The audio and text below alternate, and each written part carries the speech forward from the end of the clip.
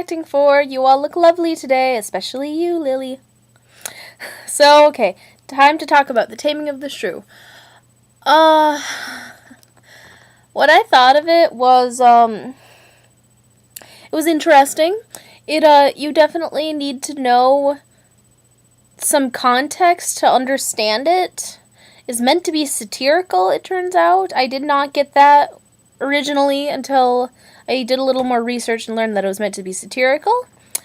But before I get into all of that business, I will do the plot summary. And because I didn't want this to be a regular plot summary, I did some awful crayon drawings and made a little slideshow, which I will be narrating. So I hope you enjoy that. That'll be fun for you guys. Okay, so the play starts with a bunch of noblemen finding a drunk guy named Christopher Sly outside of a tavern. They decide to play a joke on him by convincing he's a nobleman, which includes dressing up a boy as a girl and pretending he's his wife. And Chris just wants to spend some time alone with his wife, but the noblemen say no, we're gonna go watch a play instead. And that play is The Taming of the Shrew, which is the play within a play I'll be telling you today. The play talks about a family made up of Kate, Bianca, and Baptista, all living in the city of Padua, and Kate is not very nice, and nobody really thinks she'll be able to get a husband, ever. On the other hand, Bianca is really nice and gets mad suitors. Baptista gets it into his head that Kate needs to get married before Bianca can, so the suitors, Hortensio and Gremio, get an idea to marry Kate off so they can have a shot with Bianca. Meanwhile, Lucentio comes to town and falls in love with Bianca, and he disguises himself as a Latin tutor in order to try to get closer to Bianca. Meanwhile, a fellow named Pertuccio comes to town and tells Hortensio that he wants a wife, which gives Hortensio an idea. And Hortensio disguises himself as a music teacher to get closer to Bianca, so he and Lucentio are both disguised, but nobody knows this.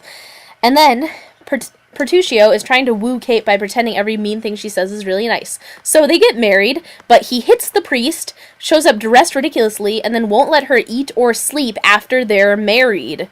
What?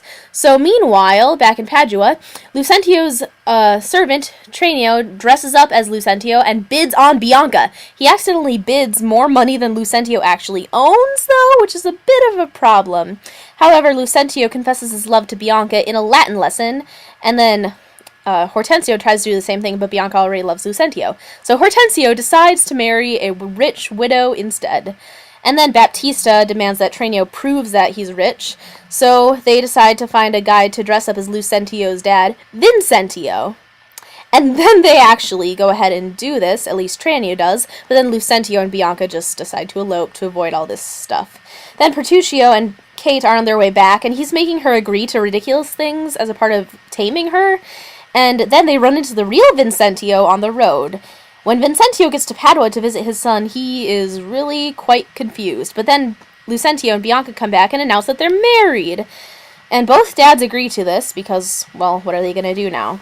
So then, at Hortensio and the rich widow's wedding, that's right, Kate is being weirdly nice, and someone decides that she has been tamed and is obedient. That's the end. That is the end of the play. That is how the play ends. The play ends with Kate making a speech about how important it is that wives are obedient and, tame and submissive to their husbands. This is the end of the play.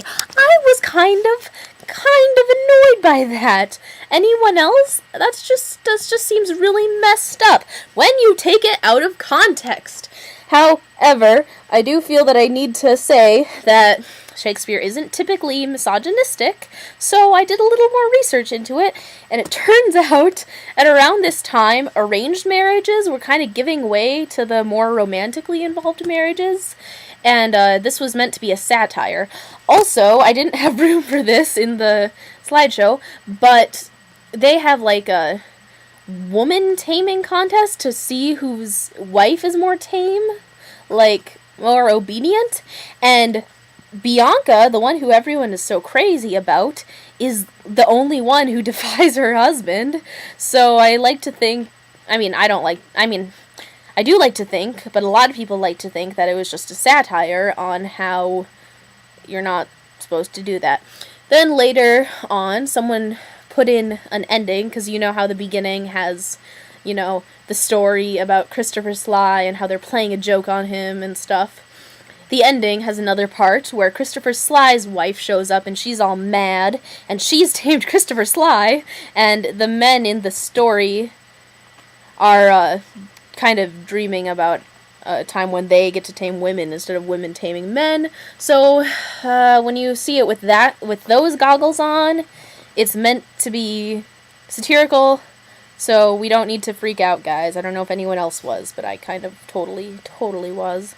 There we have plot summary, historical context, and yeah. Okay, character summary. The main characters are Petruchio, Hortensio, Kate, Bianca, Baptista, and Tranio, and I mentioned all these in the story, but Kate is the main character, the mean one, and then Bianca's her sister, the lovely one who everyone loves. Lucentio, was he on that list? Lucentio's on the list. He's the one who's in love with Bianca, and Hortensio and Gremio are also in love with Bianca. Hortensio tries a little harder though. Petruchio is Hortensio's old friend who Hortensio tries to set up with Kate so he can get with Bianca. Baptista is their father. Tranio is Lucentio's servant, assistant, slave, who dresses up like Lucentio and bids on Bianca, buying her like a cow to try to help him out. And, yeah, those are the main characters. And there aren't really any really famous quotes from this, I don't think. At least I didn't really recognize any of them. But one famous thing that did come out of this is what I think is one of the best teen movies ever, the movie 10 Things I Hate About You, which when you watch it, it's really quite similar, except for the psychological torture aspect of it. But satire, Ezra, satire, calm down.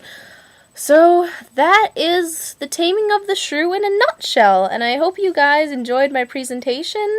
And if you want to read the play, I'd recommend watching 10 Things I Hate About You instead, because it's so much funnier and less terrifying and misogynistic. So, I hope you all have a nice day, weekend, week, month, year, life, and I will see you eventually some other time. Bye!